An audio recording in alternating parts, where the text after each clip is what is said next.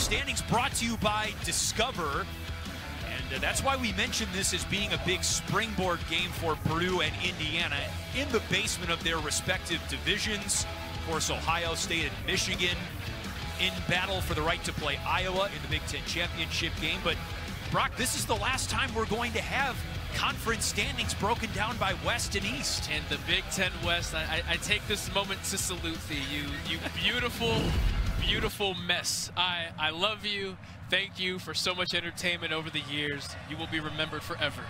Now, when you were playing at Minnesota, were you a Legends or a Leaders division? I don't even remember if we were Leaders or Legends, but I know they got rid of it pretty quickly.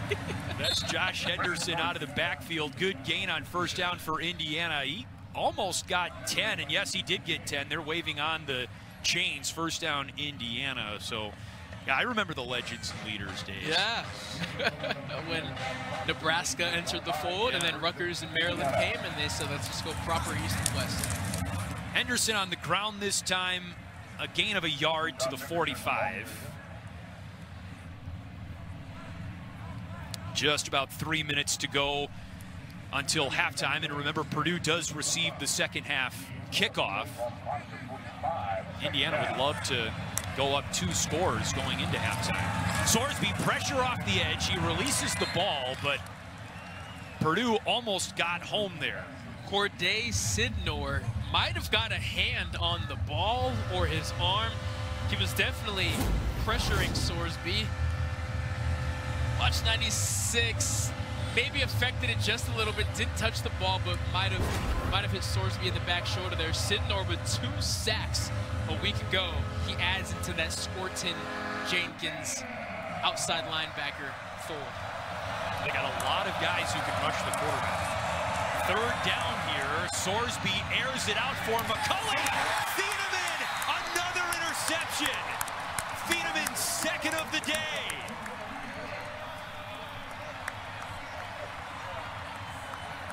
And Thieneman just set a Purdue freshman record for interceptions.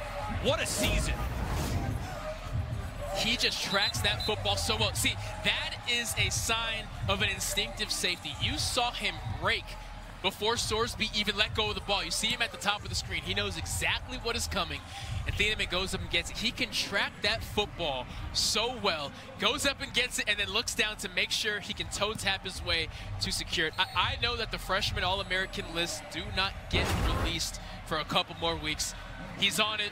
It's a done deal. It is a permanent marker. Dylan Thieneman, freshman All-American, I promise you. That's Devin Huckabee on first down across the 25 to the 26. Anthony Jones in on the stop and a gain of 4. In that week 1 game against Fresno State, I thought, man, Hudson Card can sling the rock, but I also thought, who is 31 who was tearing it up? And here we are 13 weeks later, and he's still doing it. Second down, Card to the sideline, and the pass is caught. That's Burhen, the freshman tight end, already with a touchdown grab today, first down. Look at Thieneman. He's already breaking, and Sorsby hasn't even released the football yet. He is a true freshman by roster only. Mentally, he is so far ahead of his years. Card to the flat. That's Burhen with his 4th catch of the day, eating up yardage. Run out of bounds near the 45.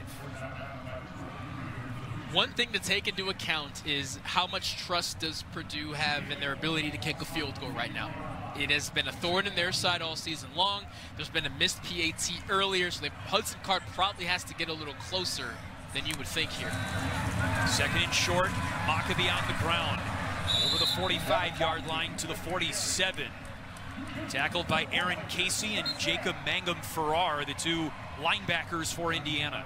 With all 3 timeouts, Purdue can attack the middle of the field here, so IU can't just play it safe and protect the boundary. First and 10, under 90 seconds until halftime. Card in deep trouble. Still in trouble. Card now has Indiana's defense on the ropes. Runs out of bounds at the Indiana 45. third down, make that second down, and 2 coming up after a gain of 8. And IU's defensive front thinks they have a sack there. Nope. They think they have a sack here. Nope. He gets outside. Houdini. And then gets upfield. Man, he is as elusive as it gets. He just has a motor. I'm not sure he ever gets tired. Deceptively elusive, given his size. Yeah. 6'3", 210. We're back in 30 seconds. Timeout, Indiana.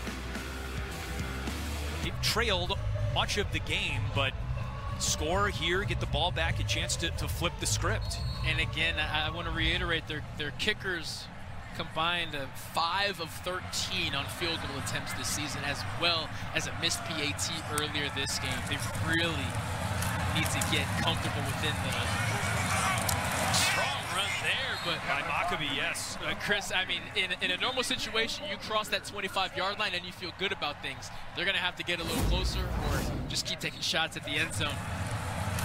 We're going to see Maccabee. He just refuses to go down, and a little help there from his offensive lineman, Ben Farrell.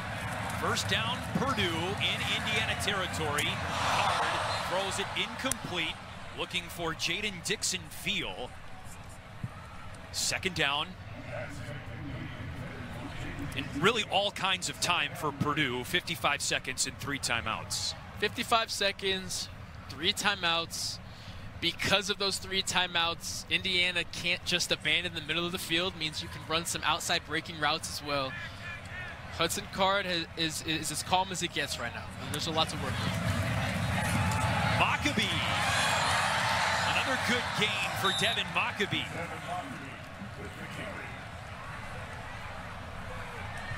And you would like to see a shot at the end zone either on this play or the next one. Third down and short, right back to Maccabee, who's come alive on this drive, and he picks up a first down to the 22. Throw a timeout in probably right here. Timeout Purdue, their first of the half. Your 30-second charge timeout. Maccabee, man. Even when you make contact on him, at the very least, he's going to fall forward.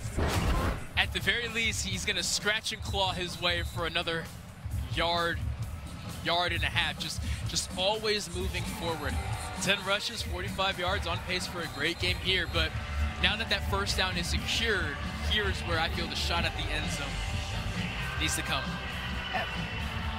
Rock and Chris, former Purdue head coach Jeff Brom, called Devin Maccabee crazy legs because of how he runs.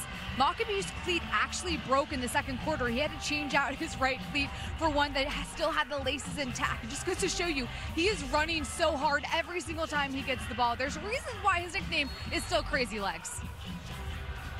I mean, he really earned that nickname. Holy cow, Megan, thank you for that update. That's almost too perfect to believe. Crazy legs, and he runs out of his cleats. Card to Burks, complete to the 20, a very minimal gain. That's a situation where you almost wish that he didn't catch the ball, because now they have to burn that second timeout. It's a second and a half. 27 seconds with that bucket. How crazy is it that Brendan Sorsby, the quarterback for Indiana, has 3 interceptions and the Hoosiers are winning? It makes no sense, but what does make sense is Dylan Thieneman being exactly where he needs to be to make those plays. And then, of course, possibly the interception of the year. Cam Allen with the one-hander, toe tap on the sideline, getting the knee down, whatever you want to call it. A circus catch to put his team in great position. So Thieneman with 2 picks for Purdue, the wonder freshman. And then Cam Allen with a superhuman effort for the 3rd Purdue interception. And that's the most picks in a half for Purdue since 2016. You mentioned the roller coaster first half, personified specifically with Brendan Sorsby, the Indiana quarterback. Rough in the beginning, then red hot, then rough towards the end of the second quarter. This is a great return right here for Purdue's Dylan Downing. He's across midfield.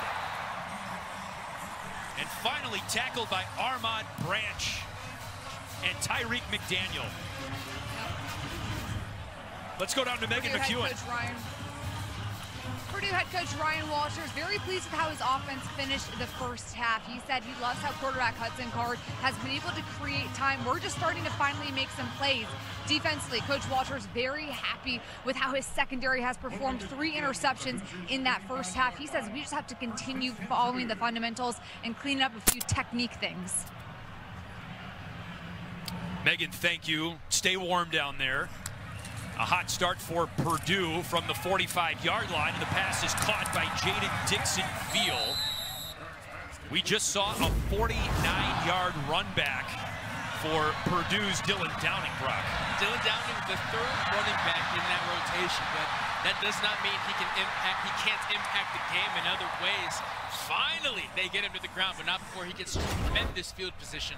And this Purdue offense can pick up right where they left off from a momentum standpoint in the first half. It's a good point. Purdue scored on its final drive of the first half, and this is Tyrone Tracy into a cloud of white jerseys, and Philip Bleedy, the senior from Trenton, New Jersey, holds Tracy to no gain. The nose tackle able to make sure that Tyrone Tracy just has nowhere to go. And the thing with Indiana is tackling. Purdue has no points on the board if Indiana tackles. They have got to shore that up. 2nd and 10 for Card. He throws across the middle, and it's incomplete. It looked like Jaden Dixon-Field brought it in. Lewis Moore on coverage.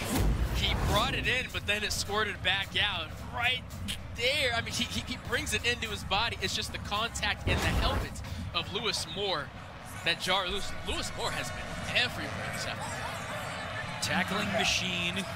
He also has 3 interceptions this season.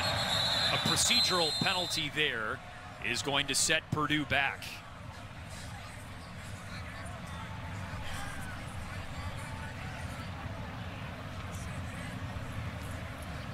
Offside. Defense, number 4. Correction, it's against Indiana. Zone closing the offense to jump. And it's 3rd and 5 now for Purdue. And you're gonna see, I mean, it doesn't get much clearer than that. There's nothing to even point you toward. It's as clear as day. Just eager on that hard count. I almost jumped again. Andre Carter that time. Purdue has not led in the game today. Card for Burks. Incomplete, and 2 flags fly in. Coverage by Kobe Minor.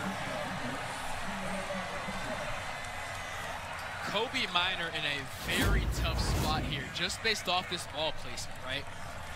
Body positioning is perfect, but because the ball number 5, 15-yard penalty is somewhat underthrown, first down. He gets in the way. Now, what the referee's going to look for is if the defensive back turns his head. You can be as physical as you want to, as long as you turn your head and show that you're playing the ball.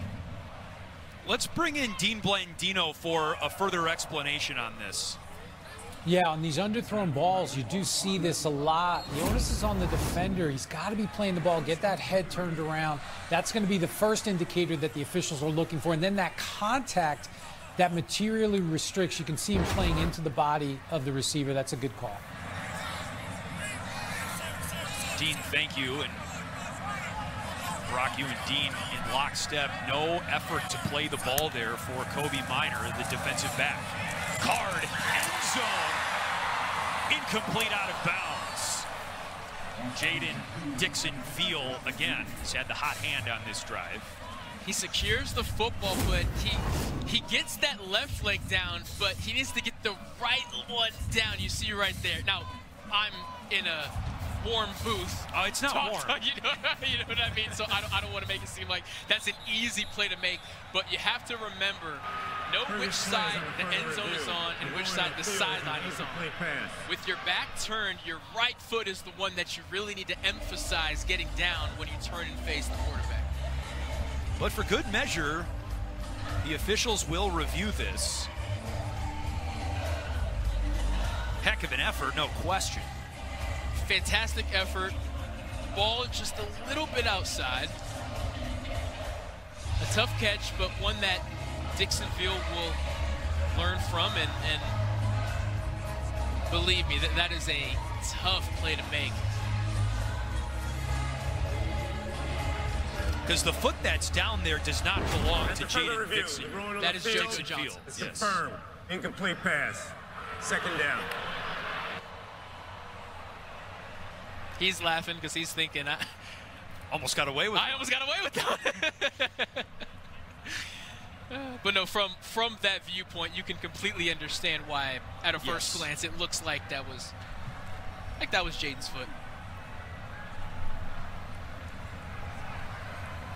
I mean, Dixonville, Drew Bibber,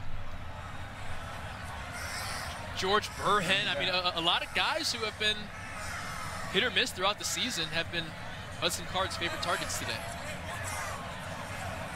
2nd and 10. That's Burhen in the slot, top of your screen. Card looking for Burhen, and he shoots it long.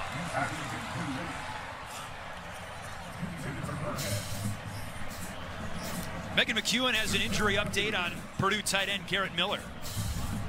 Hey guys, as confirmed by the Purdue Athletic Communications staff, tight end Garrett Miller has been ruled out with that left leg injury he sustained in the 2nd quarter. Disappointing to hear, Megan. Thank you, and especially with Garrett Miller being a redshirt senior and this being the final game of the season. 3rd and 10 for the Boilermakers, trying to punch it in. Card dragged down by Aaron Casey, and it's 4th down. That was a loose ball. Aaron Casey chasing him down, and fumble. 4th down. That ball goes backwards. That is absolutely a fumble, and Hudson Card is very lucky that it fell out of bounds. Tremendous effort there by Casey. Ball went out of bounds at the 16-yard line. 4th down. A very productive first half. Made sure that the 2-point conversion was no good, and there he's forcing Hudson Card out of bounds. The struggles for Purdue special teams have been well documented. Ben Freehill has missed from 30 yards today. This is from 33, kicking to the opposite end zone, and this time it's good. Purdue leads for the first time today in the game for the old Oaken Bucket, 15-14. A touchdown, a 100-yard house call for the home run threat, Jalen Lucas. Last week against Michigan State, Jalen Lucas had one man to beat on a kickoff return, and he got tripped up. And Tom Allen told us when we talked to him how he was inching for that next opportunity. He presses it vertically, and then he gets outside. Watch, press, boom. Now you go out there, and there is nothing but green grass. The freshman All-American return man a year ago.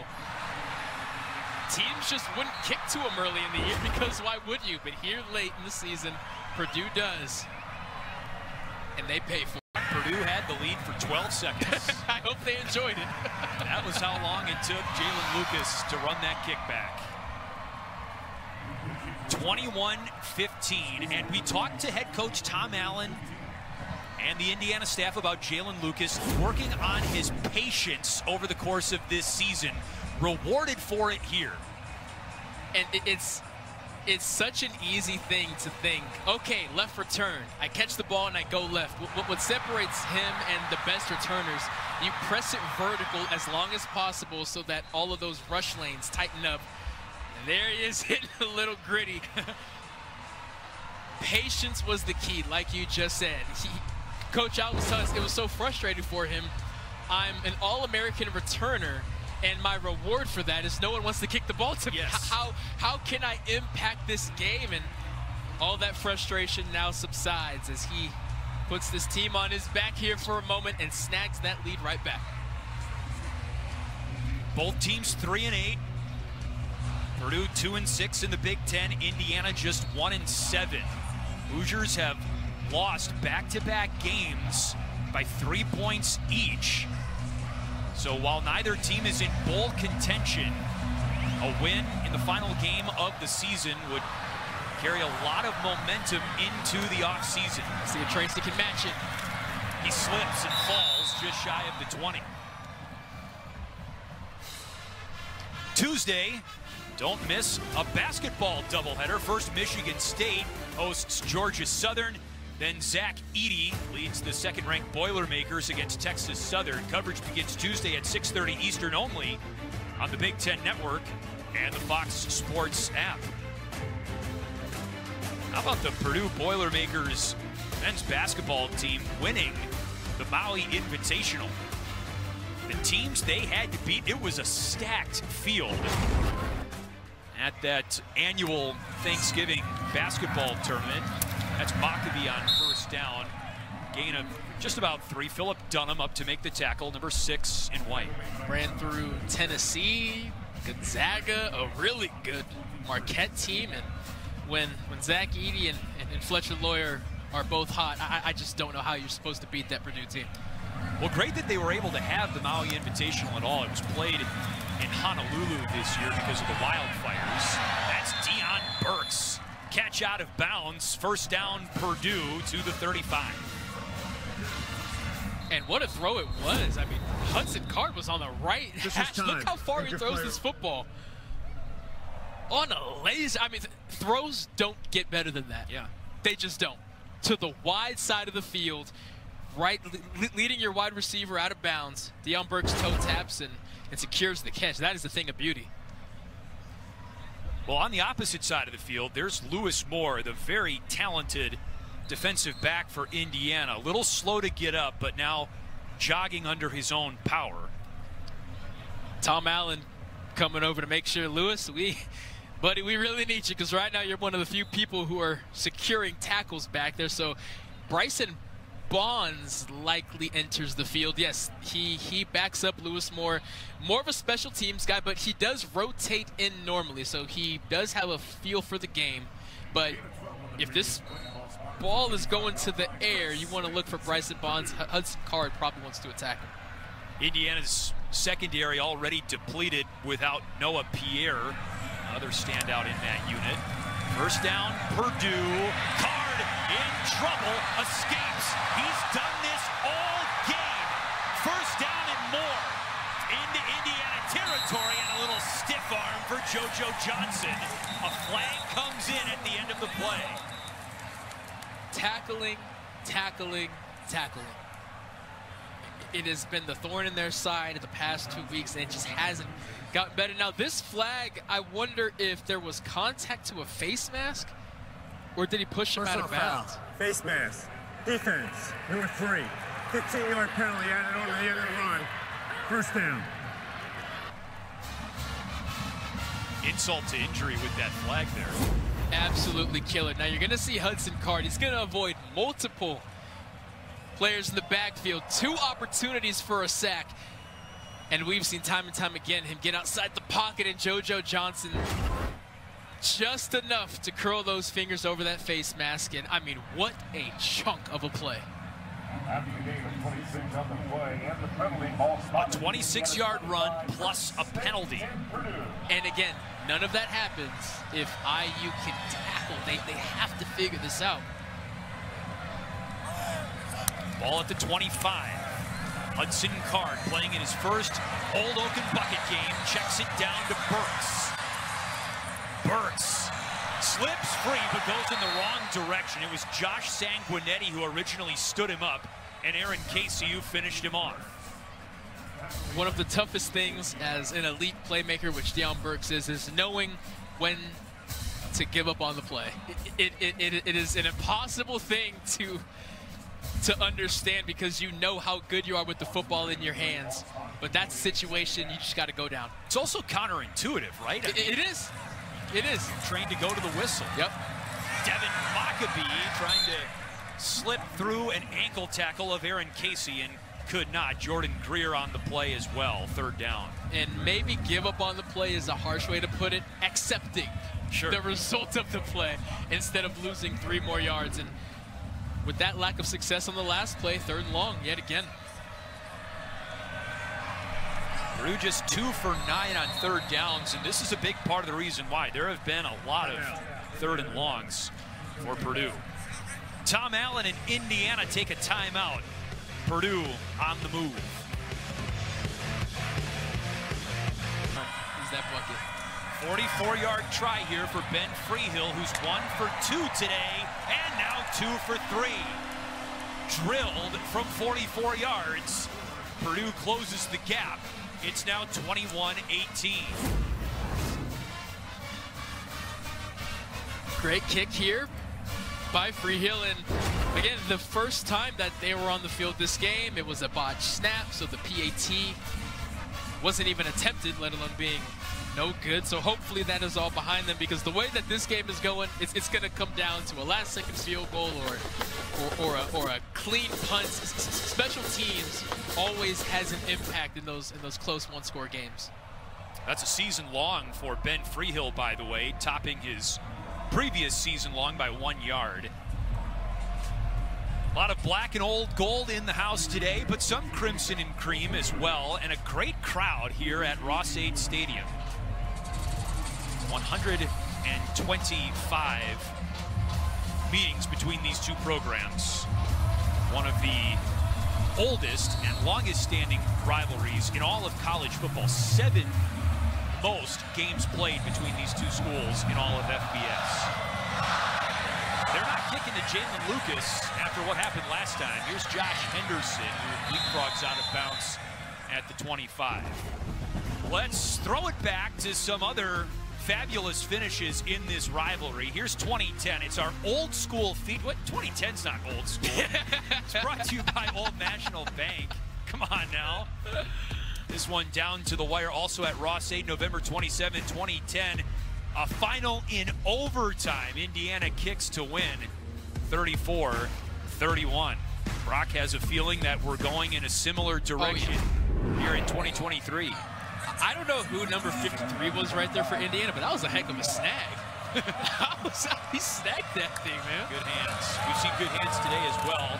Like that from Jalen Lucas. He took a kickback 100 yards for a touchdown, and that swing play out of the backfield is a first down, Indiana. It's been a roller coaster day for Brendan Sorsby, the Indiana quarterback. Started out cold with a pick, then threw 2 touchdowns in a span of 7 attempts, and then threw 2 more picks before halftime. He needs to get back on track. The run game is keeping Purdue honest, but clearly more of their success is coming through the air. That all falls on Sorsby. Those are Reese's Peanut Butter Cups. Big step, and a flag comes in at the end of that opposite side swing play to Jalen Lucas. The flag is in the area of where E.J. Williams was blocking Sanusi Kane. Could it be hands to the face here? Holding. Offense. Number 7. 10-yard penalty from the previous line of scrimmage. First down. Right there, and I guess, right? I mean, I see great body positioning. I see hands in, hands fighting. I see elbows in. I'm with E.J. Williams there. I disagree with that call, but Jalen Lucas tripped, so it's not like it's negating some massive gain, but it does push you back. 1st and 20.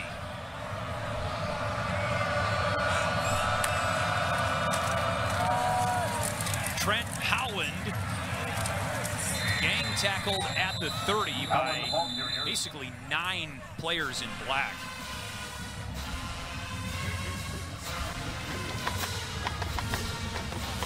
Second and 16. E.J. Williams splitting out far and wide, and Zion Steptoe, the young corner who they've been targeting a little bit. That's a whole lot of space up top, and Dylan Thieneman will likely be cheating to that side as the free safety. Bradley Archer, the tight end, in motion.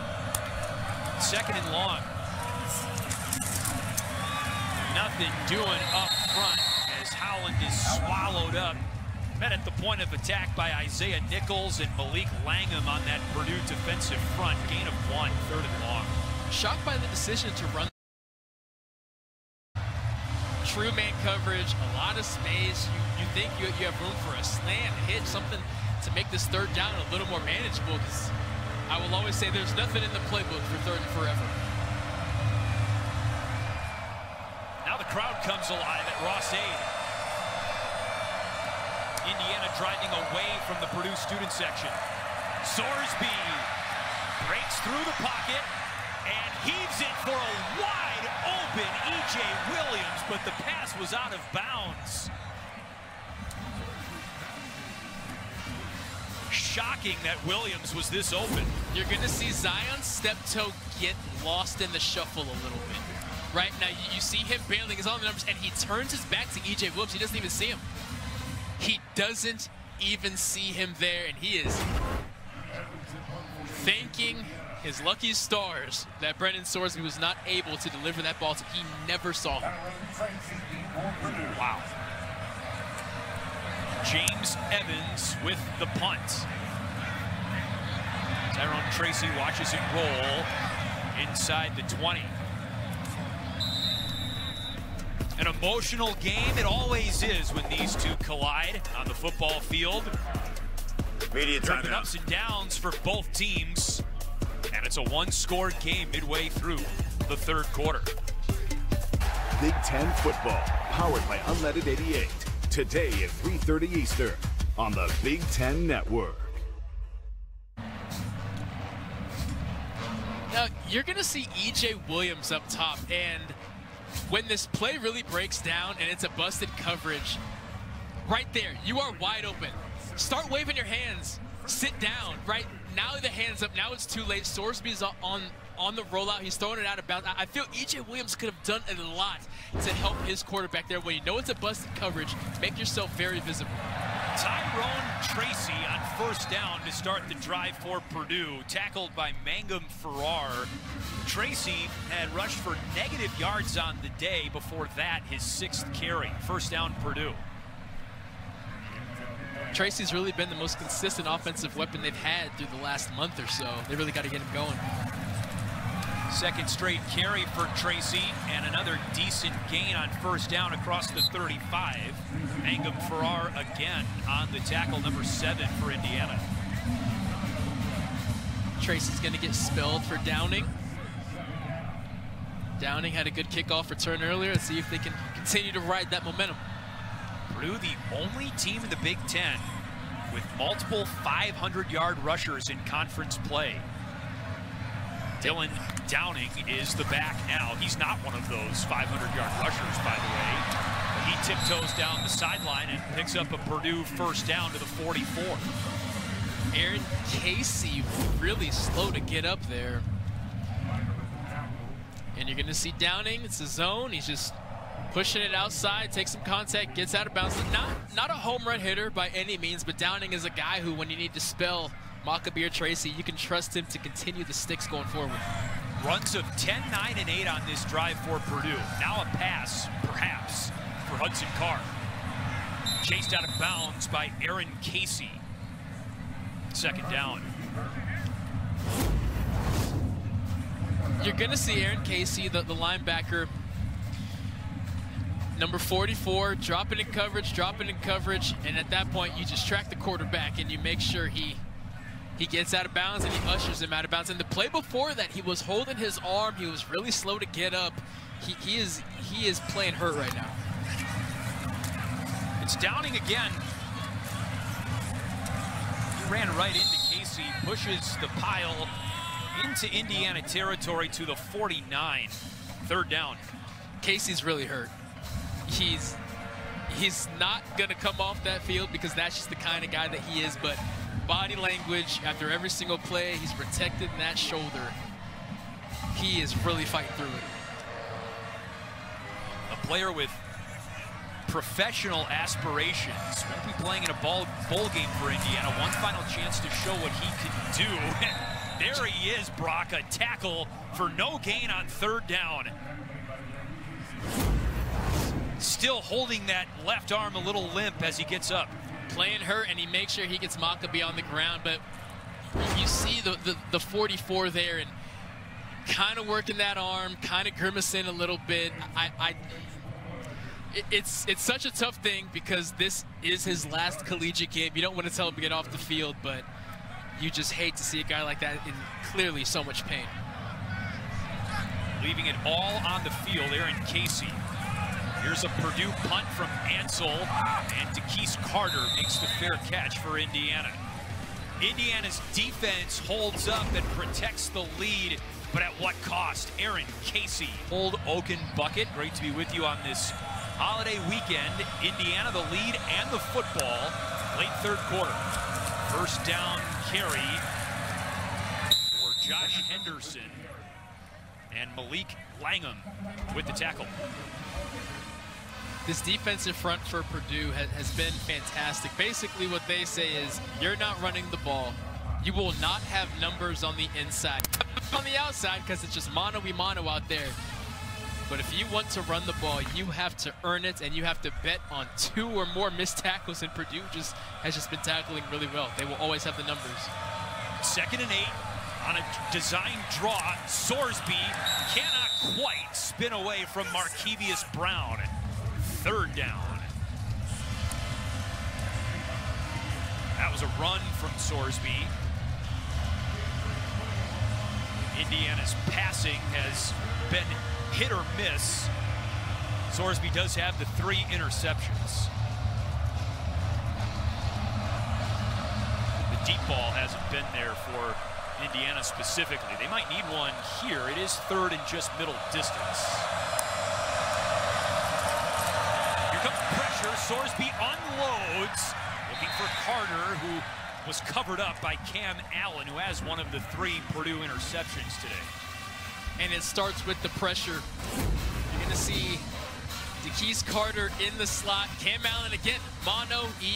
Great coverage there, tracking that hip, staying in there, and the ball is just overthrown because of this pressure. I mean, has Brennan Sorsby really had a clean pocket to throw from at any point this afternoon? I don't think so. That's Purdue's specialty, and that was clear movement up front. Both sides implicating the other. It was him. I didn't do it. They're still pointing at each other. I shouldn't say this, but I thought I saw Indiana flinch. Offside. Defense. That would be 24. incorrect. In the neutral zone, calls for the offense to move. Offside 5-yard on penalty Purdue. will result in a 1st down. And that is crucial. A 1st down for Indiana because of the Purdue penalty. Chris, I'm with you. I see flinching. I'm with you. Now the call is the call, but oh boy. Ryan Walters, one, is upset that his guys moved, but if his argument is there was a little flinch by a white jersey, I completely understand. Look at the left side of your screen. Right there. Yeah, it's Lewis Moore, it looks like. Yep, 2-0. Lewis Moore absolutely flinched, but he pointed first. So maybe that's what the ref was looking for. Oh, the drama for the old Oaken bucket. A fresh set of downs for Indiana. Can they capitalize? There's a hit to E.J. Williams. 1st down, Indiana. Sorsby rolling out, and E.J. Williams just finding the soft spot in that zone, and Cam Allen doesn't get quite enough depth. You see the number 10 there, and he allows a nice pocket for E.J. Williams to find himself in. That was a 29-yard gain. We just showed you the numbers for Indiana passing by yardage. This is a long pass play. 1st down with the ball near midfield.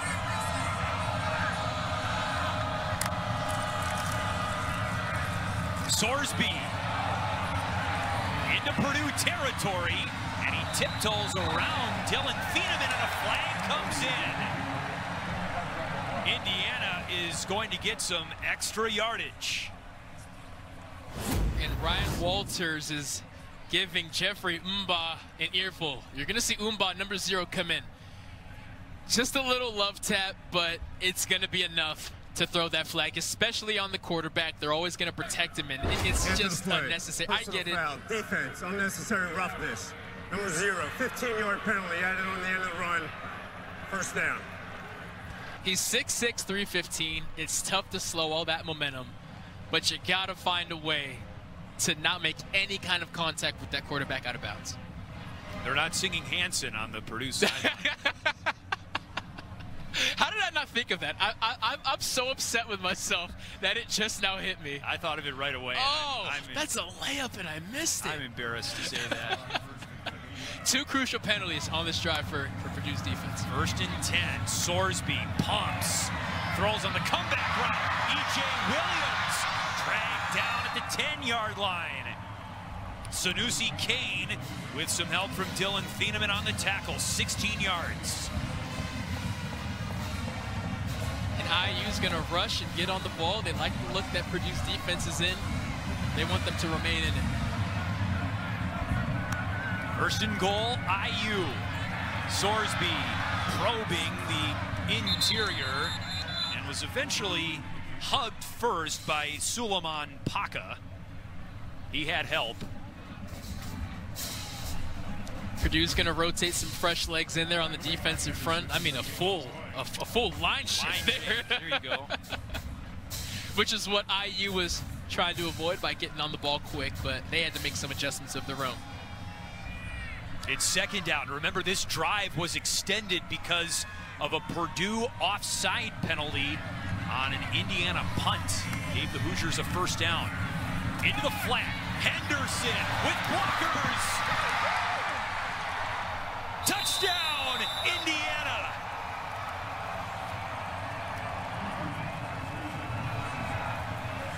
Josh Henderson's first receiving touchdown of the season. And you're going to see Trey Walker, the tight end, 45, a great block on Cam Allen, doing just enough to keep him tied down. Here's 45, and Cam Allen trying to separate from him. That knee was kind of close. Let's look at this right knee. I don't see how you overturn that, but it was close. But great blocking by Trey Walker. Great catch by Josh Henderson. I want to shout out Donovan McCulley, too. He had a good block on the edge as well. Good team play for the Hoosiers. Freeman's point after try is good. Indiana stretches the lead to 10. I totally agree, because remember, Purdue scored last in the 1st half and 1st in the 2nd half. It felt like the Boilermakers were coming on.